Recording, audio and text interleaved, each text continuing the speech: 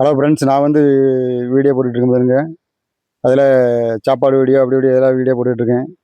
அது எதுக்காக போடுறதுன்னா, என் மனசு நிம்மதிக்காக போடுறேன். எனக்கு நிம்மதி கிடையாது. சொந்த பந்தம் எல்லாருமே இருக்காங்க. இருந்தாலும் எனக்குன்னு அவங்கவங்க காரியம் முடிஞ்ச உடனே இனி ஏதாவது பண்ணி விட்டு கழட்டி விட்டு போயிடுவாங்க.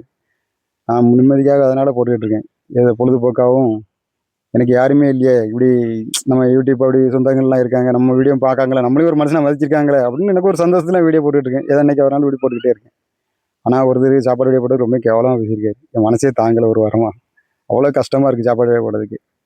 ஏன்னா நான் என்ன நான் வீடியோ போடுதேன், அவருக்கு பார்க்க விருப்பம் இல்லைன்னா தள்ளி விட்டு போயிட வேண்டியதான்.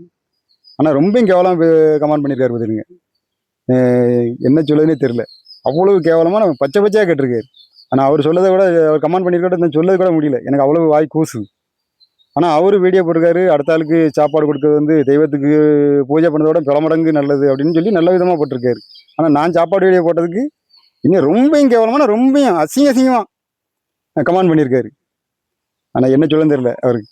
நானே நிம்மதிக்காக தான் போடுறேன், யாரையும் நோக்கடிக்கணுக்காக எந்த வீடியோவும் போடலை நான். அதனால் உங்களுக்கு என் வீடியோ பார்க்க விருப்பம் இல்லை அப்படின்னா தள்ளி விட்டு போயிட்டே இருங்க. நானே இல்லை, சரி நமக்கு தான் சொந்த பந்தம் எல்லாம் இருந்தும் இல்லாமல் இருக்குது. சரி நம்ம மீடியாவில் நமக்காக நம்ம வீடியோ பார்க்காங்களே, நம்ம சொந்தங்கள் நமக்கு இருக்காங்க அப்படின்னு நினச்சிட்டு நான் சந்தோஷம் போட்டுக்கிட்டு இருக்கேன். அதையும் நோக்கடிச்சிட்டிங்களே. சரியா? இனிமேல் இப்படி பண்ணாதங்க. பார்க்க ஒரு பொருள்னா தள்ளி விட்டு போயிட்டே இருங்க, அவ்வளோதான்.